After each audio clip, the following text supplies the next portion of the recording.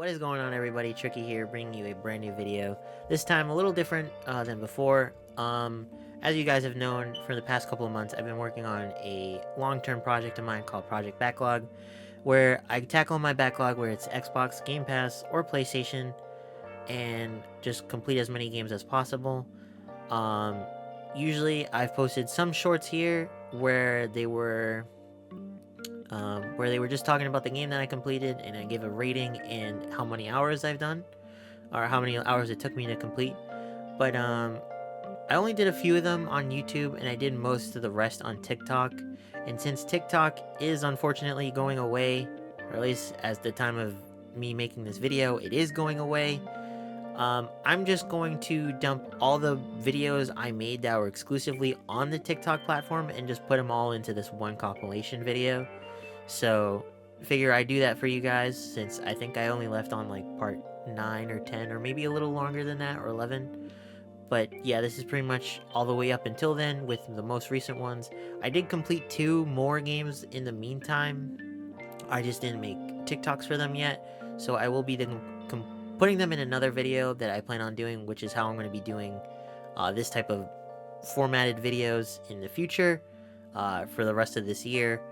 And I have a bunch of other content that I plan on doing, so hopefully you guys will enjoy watching all these videos, even though some of them they're just all shorts, really.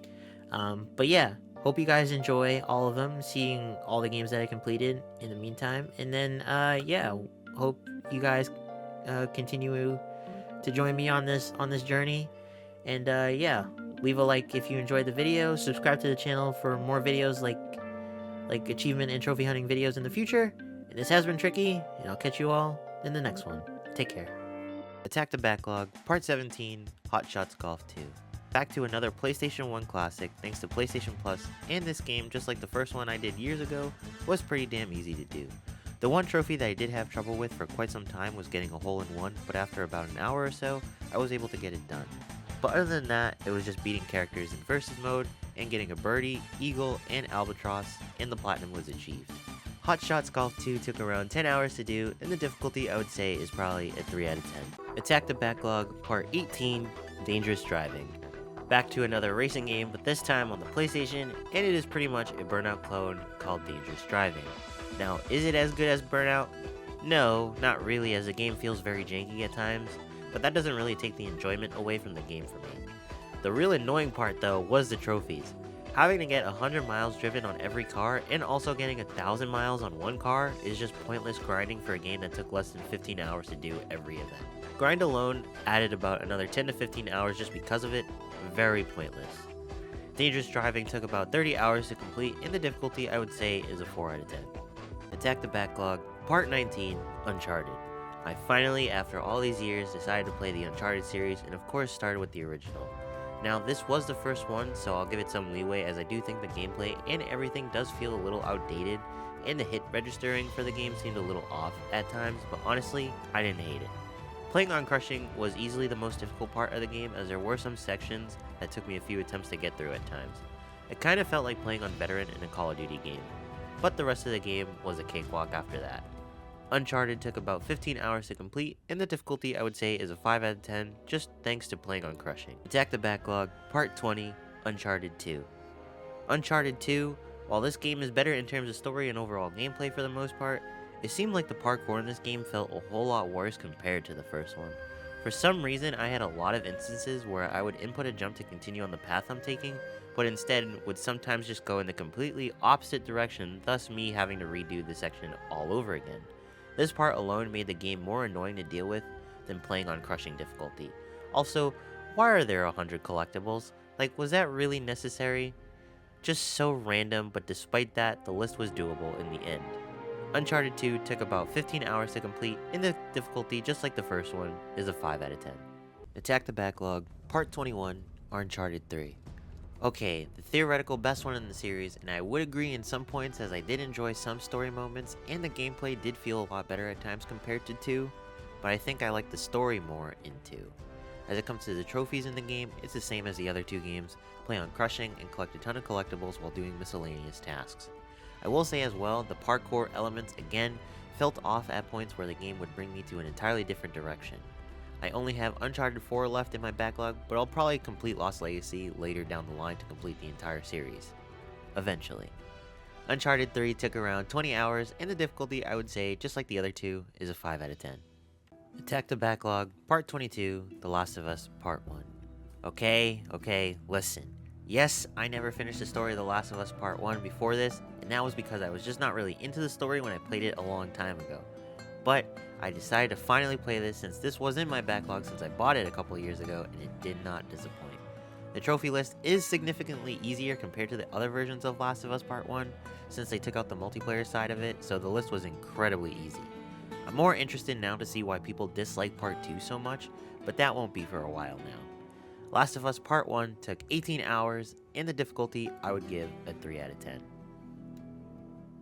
Attack the Backlog, Part 23, Riders Republic. One of the few Ubisoft games I thoroughly enjoyed quite a bit, and the fact that it was an extreme sports game, I knew I was going to be hooked. The list is very grindy, though the remaining trophies I needed to get were just playing mass races, free-for-all, and trick battles over and over again. Also, the collectibles are insane to get, but there's over 500 to grab and you only need to get around 200, so I guess it wasn't too bad. But I genuinely had a blast playing this game, and I hope this shows people at Ubisoft and other studios that the people want extreme sports games, or at least I do. Riders Republic took 70 hours, and the difficulty I would give a 3 out of 10 since you can set the difficulty on every event you do during the game. Attack the Backlog, Part 24, Deathloop. Now, I completed this on Xbox last year, but for some reason, even though I owned it first on PlayStation, I didn't get the platinum for it.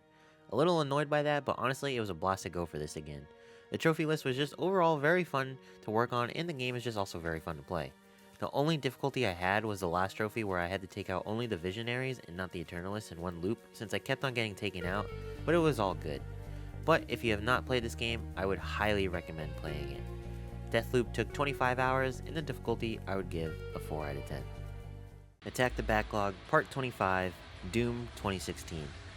So this is another weird one, since when I decided to go back and complete this, it turns out I only played the multiplayer but never decided to play the actual campaign of the game. Weird, but glad I did not have to worry about that section of the game. The rest of the game overall went pretty well for the most part. The Ultra Nightmare trophy you can cheese since there is a major glitch you can do to get to the end of the level, so that wasn't a big deal, but I did have to do an extra playthrough of the overall game since the Rune trophy glitched on me in my first run. Wasn't happy about it since it took an extra 4 hours, but we got it done. Doom 2016 took 28 hours to complete, and the difficulty I would give a 5 out of 10 since there was some rough moments and the Ultra Nightmare run was annoying at some points too. Attack the Backlog Part 26 and 27, Galaga and Uno. I decided to combine the two since both of these are very short to complete.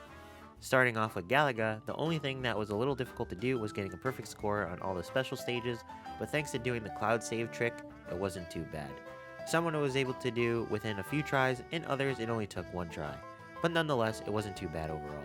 The same goes for Uno as well.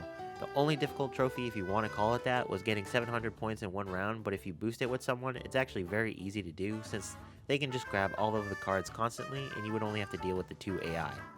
Uno unfortunately did not have a platinum, but I'll gladly take the 100%. Both Galaga and Uno in total took around 10 hours, and the difficulty overall for them is a 2 out of 10.